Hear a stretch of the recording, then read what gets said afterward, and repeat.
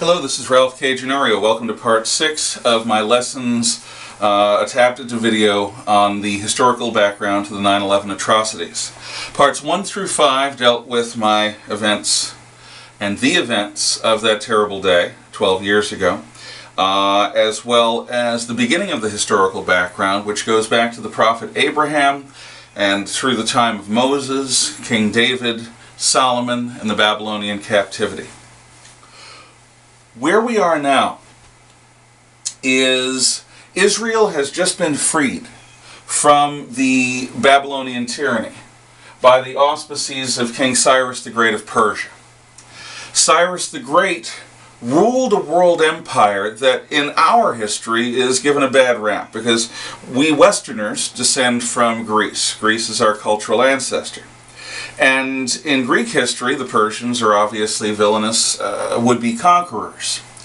But to the Hebrews, to the Jewish people, Cyrus the Great was a deliverer in that he freed the Jews from their Babylonian captivity and ended the first diaspora, the first great dispersion of the Jewish people. And the Persians were wise in how they ruled. The Romans and the British, and to an extent we, have taken inspiration from the Persian approach to empire. Because so long as a subject people was willing to pay their taxes, obey the king's laws, and provide troops in times of war, the Persian great king was extremely generous in that he allowed the conquered peoples to worship as they chose and live according to cultures that were traditional to them, so long as they were harmonious with the overall Persian rule. In other words, the Persians didn't micromanage. So the Jews were able to return to Jerusalem and thrive under Cyrus. But the Persians, since they aspired to world empire, eventually moved against the Greeks. And if you know anything about the story of the Greco-Persian Wars of 490 and 480 and 79 BC, you know how at places like Marathon, Thermopylae, Salamis, and Plataea, the Greeks held and then drove the Persians back. After 479 BC, the Greek was in the ascendant, the Persian in decline. And about 200 years later, Alexander of Macedon, who ruled the Greeks, unified the Greeks in a great crusade to conquer Persia. Twice, Alexander's armies moved through the Holy Land on their way to and from Egypt. And Alexander, in 15 or so years, conquered the world empire of Persia. Achaemenid Persia was no longer a nation. It was part of the overall Macedonian Empire. In fact, Alexander was going to go farther. After taking Persia, he marched into India, and it was only a rebellion of his own troops that caused him to return from the sweltering heat of India. Now, Alexander didn't long live to enjoy his victory. And as you may know, Alexander's empire broke up into the Diadochi kingdoms, and Seleucus took the east, and Ptolemy took Egypt, and Antigonus took what we would now call Turkey, and these are all generals of Alexander. So suddenly, the Jewish people are no longer under the rule of Persians, who were basically live and let live in terms of religion and culture, within reason, but they were under Greek rule. Now, have you ever known someone, a true narcissist, an unself-conscious narcissist, somebody who believes that they are the bright, shining center of the universe? I've known several. What's fun is, if you can manage it, and it's very, very difficult, get them in the same room and lock the door and see what happens. There are some people and cultures who genuinely have this idea, this notion, that they are the God's gift to the rest of us, to humanity. And unfortunately, for the history of the Greeks and the Jews, both of these nations had tendencies in this regard. The Greeks were oh so clever, just ask them, they'll tell you. They invented philosophy. They invented geometry. They invented comedy and tragedy and drama and theater. They invented democracy. The Greeks revolutionized science. Their poli, their city-states, were designed as lenses of talent, designed to bring out the creativity of those people who were living there. The Greeks were the brightest of the best and the best of the brightest, sir. Just ask them. And they knew it. They were very self-confident. Meanwhile, the ancient Jewish people were God's chosen. The one true God, the only God. And even though since David and Solomon they haven't been a powerful nation or a conquering nation, they are at their heart a faithful nation, faithful unto the one truth, the author of the universe, faithful unto God.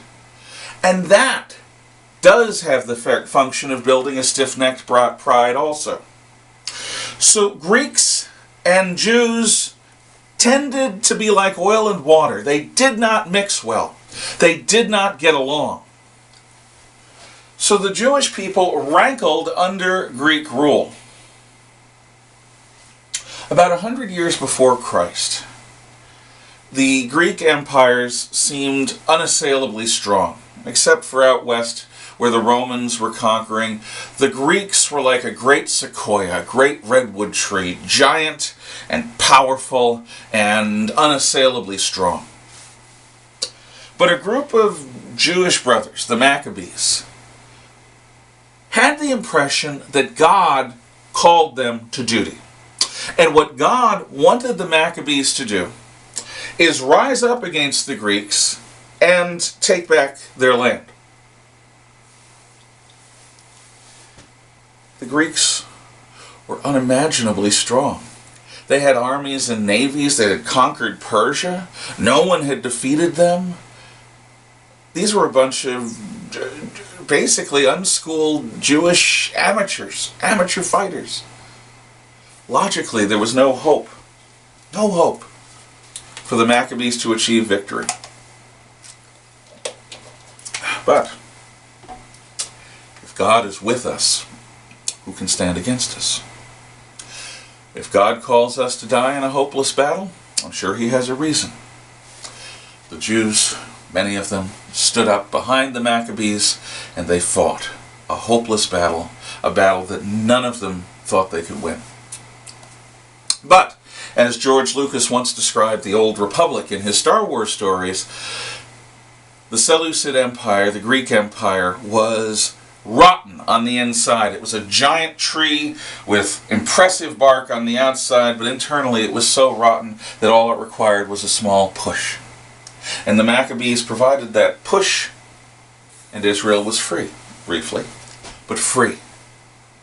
Now, the lesson of the Maccabees echoes through the ages to the present day to everyone in the Middle East, not just Jewish people. If God is with us, who can stand against us? If God wills us to fight the dominant world empire, an empire with armies and navies and treasuries and techniques and technologies that are unimaginably strong, if God calls you to stand against that hideous strength, that terrible power, well, it's God. You go if you're faithful and you trust that God has a reason either for asking for your sacrifice, and maybe God will provide victory. You have to have faith. The Maccabees had faith. How does that apply today? I'm sure you figured it out. The United States of America is the global hegemon. In fancy terms, what that means is that since the fall of the Soviets, we are the dominant world empire. In fact, during the Cold War, the Soviets were a second empire. They were second world because our economy and our culture, as well as our military, overshadowed all. Now, right now, we are being challenged by the Chinese, and the Chinese do have a lot to do, a surprisingly lot to do with the war on terror. And not on our side. But, right now, what every Islamist terrorist tells themselves is that if God is with us, who can stand against us. Certainly not the corrupt world empire of those decadent Americans. This powerful message that you cannot calculate the risk, you cannot count the cost. If God calls, you say, "Sir, yes, sir," and you go. And you trust in Him for victory. What that means is that we are not going to be able to deter anyone by our economic and military strength, because deterrence involves a rational calculation. And since the Maccabees, echoing through Middle Eastern history, is the flawed fallibility of rationality against the pure strength of faith. Next time, Jesus Christ and St. Paul. Good day.